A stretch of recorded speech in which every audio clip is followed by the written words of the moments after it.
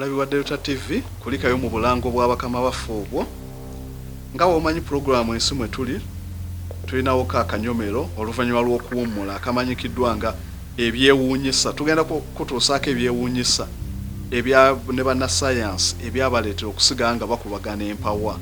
Olwaleero tugenda okutunako ku nnyonyi emanyikiddwa nga Mark Douglas 914. Ennyonyi eno yabula oluvannyuma lw'emyaka 37 n'emala n'ekomawo n'erabika ku nsi kuno. Ekintu ekyewuunyisa bannasayansi kye njagala tutunuleko olwaleero olabe naawe nti ensi erimu amawano g'otosuubira. Gwali omwaka ng'ennaku z'omwezi 2 ogw'omusanvu 1955 ku kisaawe ky'e New York ennyonyi eya DC 4 oba Mark Douglas 914 n'esimbula ku kisaawe ky'e New York ng'erina bapayiroti oba babayita ba crew member abavuga ennyonyi bana ng'erina n'abasaabaze 57. Ng'ennyonyi eno yasimbula ng'egenda Miami, Florida. Yali yakasimbula nga wakayita eddakiika nga 3 ennyonyi n'ebula ku rada. Ababeera ku bisaawe by'ennyonyi wabeerawo rada eziraba ennyonyi nti ennyonyi etambula bulungi, so ennyonyi yabula ku rada nga wakayita eddakiika nga 3. Ne banoonya ennyonyi n'ebula. Ne wayita essaawa ab'e Miami ne balinda ennyonyi yabadde yina okulandinga nga terabika. So ne bamanya nti n'ennyonyi erabika yagudde. Ne batandika operation ya kunoonya nnyonyi mu Atlantic Ocean. Ne baleeta amaato, ne baleeta abaddayiva, ne banoonya ennyonyi wonna ne babulwa. So ne batuuka ne bakizuula ne bakikoncluding nti ennyonyi erabika yagwa mu nnyanja. Era ekyaliwo nti kampuni eno eya Mark Douglas yatandika okusasula bannannyini bantu ababadde mu nnyonyi nti bannanyi naffe tetwategedde kyatuuka ku nnyonyi wabula ennyonyi yabula. Ekyo ne kyerabirwa.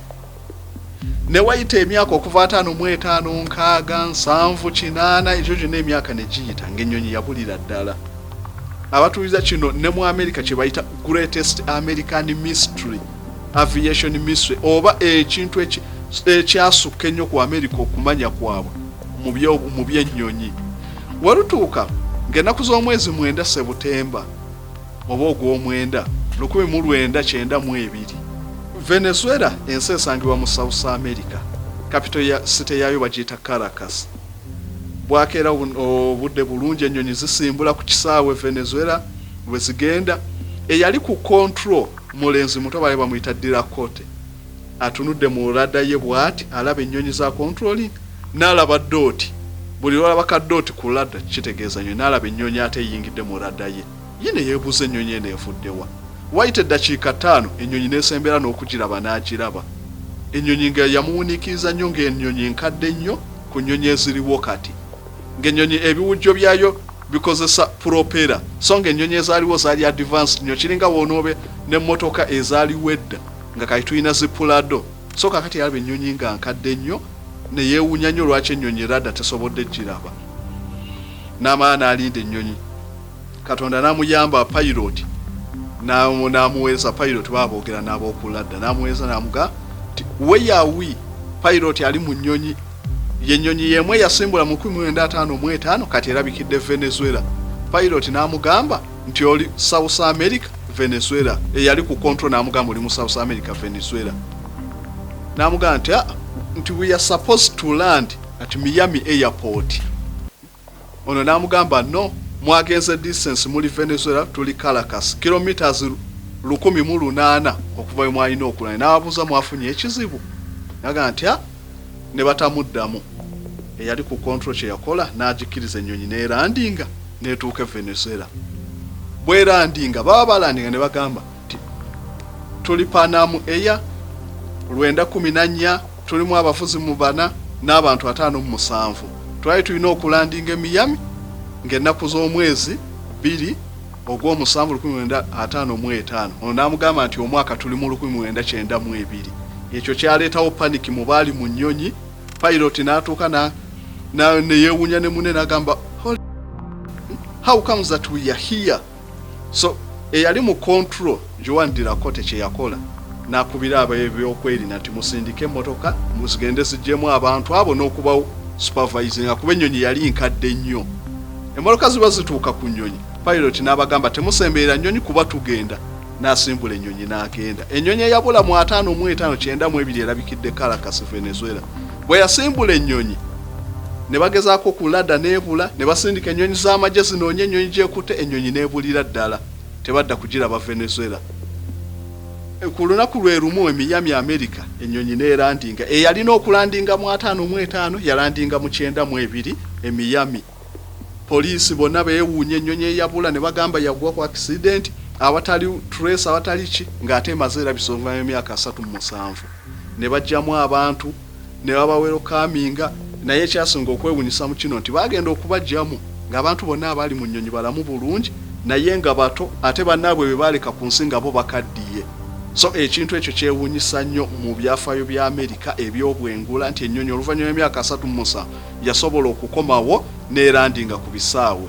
Bangi ne batuuka ne bagamba ekintu kino kya bulimba, naye obukakafu gye buli nti okwogera okwaliwo wakati w'abali ku control tower n'abali mu nnyonyi bakulikodinga gye kuli, era ne kakalenda ke baali ba pilot akasiga ku kisaawe Caracas gye kali nga kaali kalaga bakamuwa mu 55. So kyasigala kyewuunyisa ensi yonna, kijja kitya ennyonyi eyabula n'emaana ekomawo, amafuta erina, abantu bonna balamu babadde balya, kyewuunyisa na kaakati bannasayansi kyabalemu okumanya kyajja kitya okubeerawo. Sabasinga basuubira nti it was time travel, ti abantu baddayo emabega, abana ne basuubira nti Bermuda Triangle ye yatwala ennyonyi eyo nga babatuuza abaali bawuliddeko ku Bermuda Triangle. So ekintu ekyo kyewuunyisa nnyo ensi. So ebimu ku byewuunyisa ebyali bibadde mu nsi ne bireka ne bannasayansi nga nabo tebategeera. Katweyongereyo ku programu yaffe. Kulikayo mu kanyomero kaffe ako akebyewuunyisa ebyali bibadde mu nsi. So katuddeyo ku programu yaffe gye tubaddeko eya Mars Mission, oba olugendo lwaffe olwatutte emmotoka n'ennyonyi ku planet Mars. We twakomye nadde nkulaga emmotoka eno yatwalibwa ku planet Mars, biki byegenda okukola.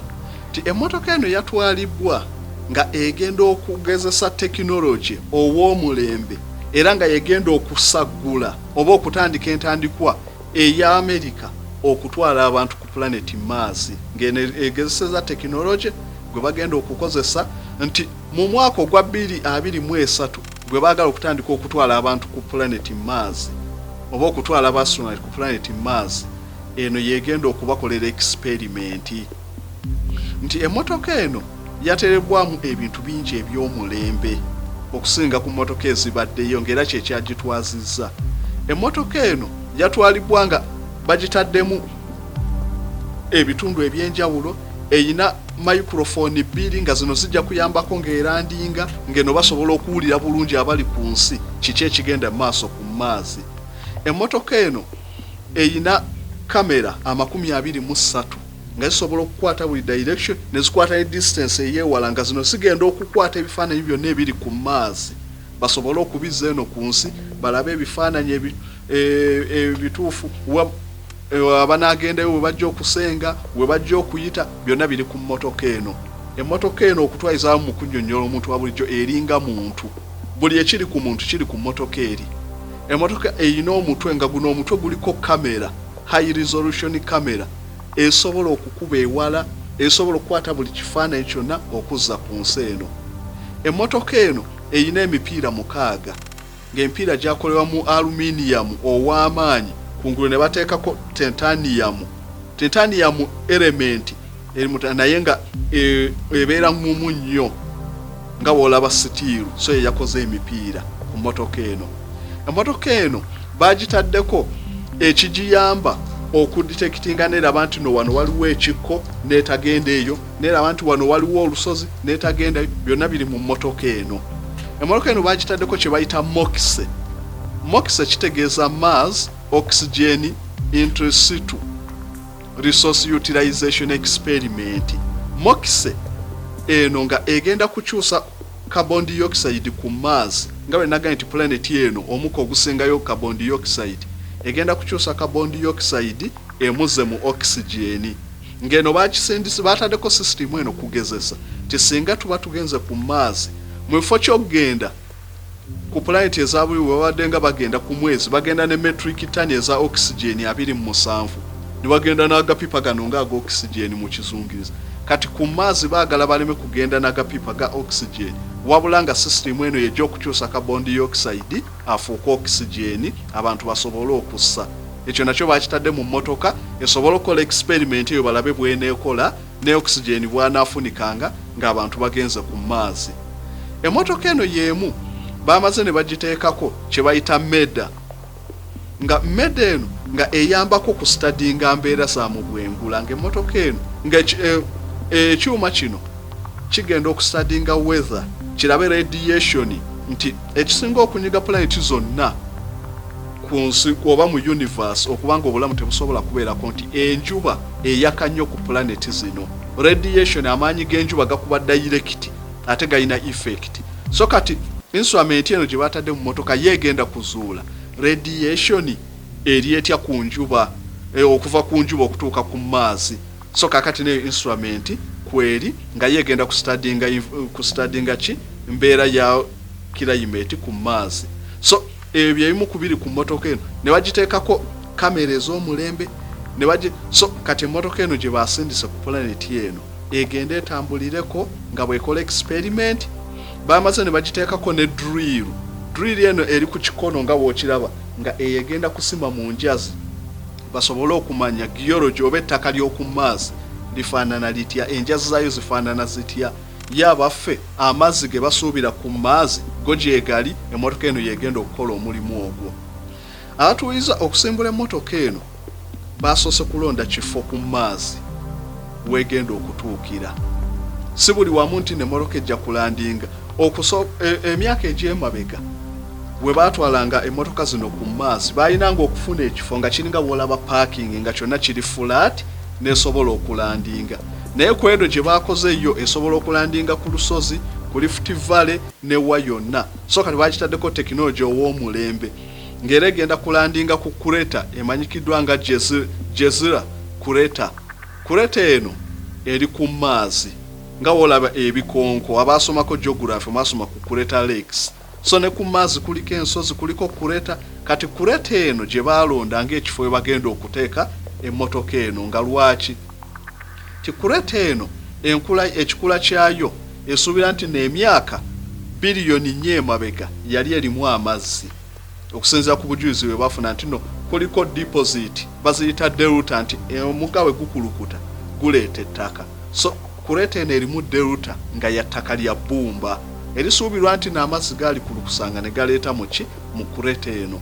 Era eriko ne outlet we gaafulumiranga. So kisuubirwa nti emyaka egyo biliyoni 4 emabega Kureta eno yalimu amazzi. Kati we baagala bastadinge balabe amazzi agali mu Kureta eno gaaliwo oba tegaaliwo. Bwe gaba gaaliwo lwaki gaakalira? So kwe kulonda ekifo ekyo Kureta eno emmotoka eno weegenda okutuukira. Kureta eno eriko obugazi bwa kilomita 49 kwenzanga ng'okuva wano okutuuka Entebbe obugazi. So awo we bagenda okutuukira, we bagenda okukolera experiment. Then oluvannyuma mu mwaka gwa 2003 bagenda ate kusindikayo mission endala ey'ekizungirizi egenda ekima ebikuŋŋaanyizibwa ettaka, enjazi, byonna bye baagala, evidence zonna ze baagala okustudyinga bazikomyewo ku nsi eno. So emmotoka eyo yatwaliddwa ku planet Mars eyitibwa Perseverance. Era ebadde achievement nnene ti emmotoka eri egenda kukola bingi nnyo omuntu by'ataalikoze, wabula robot ezirimu ezigenda okukola zigenda kukola ekintu ky'amaanyi nnyo okubafunira evidence basobole okustudyinga planet Mars babateekereteekere ate we mujja okuddukira singa ensi eba efunye obuzibu. Ku mission y'emu baataddeko kye bayita Ingenuity. Ingenuity eno y'ennyonyi egenda okusooka okubuukira ku planet Mars.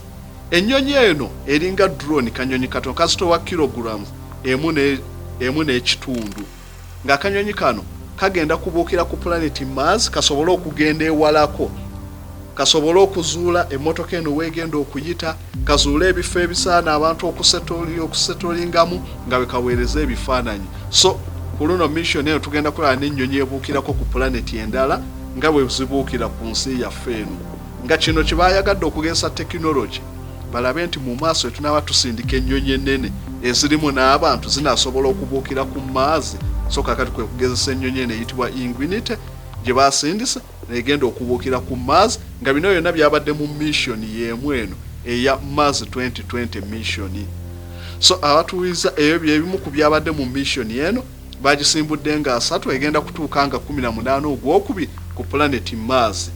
Naye njagala ffenna tusabe mission eno ebeere successful, tusobole okweyongera okumanya ebikwata ku nsi etwetoolodde n'okusobola okumanya planet zaffe ne wawe tusobola obulamu singa Earth ebeeremye wa obulamu gye busobola ate okutandikira.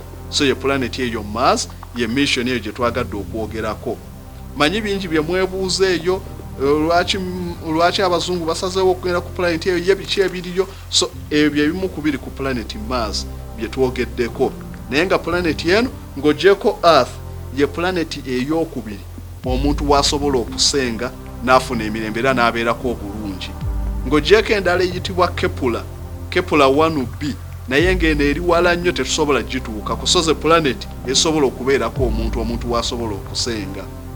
Tekinologi waagenze kati nti America batandise n'okuwandiisa abantu abeewandiisa abagenda okusooka okugenda ku Mars aba n'aba citizen oba ba pioneer, era abantu ab'enjawulo basindika amannya gaabwe nga baga nti mu 2023 babeere nga bagenda okusooka okutwalibwa ku Mars, batandike obwo bazimbira amayumba, oxygen nga bamutaddeyo n'ebirala byonna okusinza ku experiment zonna ezikolebwa kati. So olutawo luno olw'ocolonizing Mars temulowooza nti no kintu kya bulimba gye luli, era mu myaka mitono decade eno weeneggwerako tujja kuba tulina abantu abagenzi abasenze ku planet Mars, era naawe oyinza okuba omu ku bo oba n'abaanawo abamu nga baligenda ku planet Mars ne tutandika obulamu obupya ku nsi empya ewala ennyo okuva ku nsi yaffe, kilometers 249,000 okuva ku nsi yaffe okutuuka ku Mars. So lwe lugendo lwa America lwe yalookingidde ekizungirizo ekyo, tusabe kikole bye kyagenza okukola. Mwebale nnyo okulaba programu ensi mwe tuli. Kasozi Samuel olwaleero mbadde nkutambuzizaako okujja ku nsi eno nkulage biki ebiri ku nsi eziri wabweru w'ensi yaffe.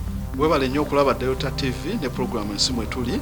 Bw'oba onyumiddwa programu yaffe eno ng'owulira waliwo engeri gye kutteko oba olina kye wali agadde okumanya oba ekibuuzo kyonna ku bye twogedde, oyinza okutwegattako ku Facebook Delta TV oba oyinza n'ogenda ku YouTube no subscribinga neeyongera okumanya ku bikwata ku programu yaffe eno, oba ne ku Facebook tulinako opinion polls. Osobola okutusindikira ekirowoozo kyo, osobola okusindika kyonna kyoyagala okumanya ne tukikuddamu mu programu yaffe eneddako ne tutandikirawo ku bino byonna bye twogedde. Olina kyotomatidde, olina kyoyagala okumanya oba olina kye wayagala edde okumanya, kitusindikire ku opinion polls, tujja kukikudda mu programu yaffe eddako.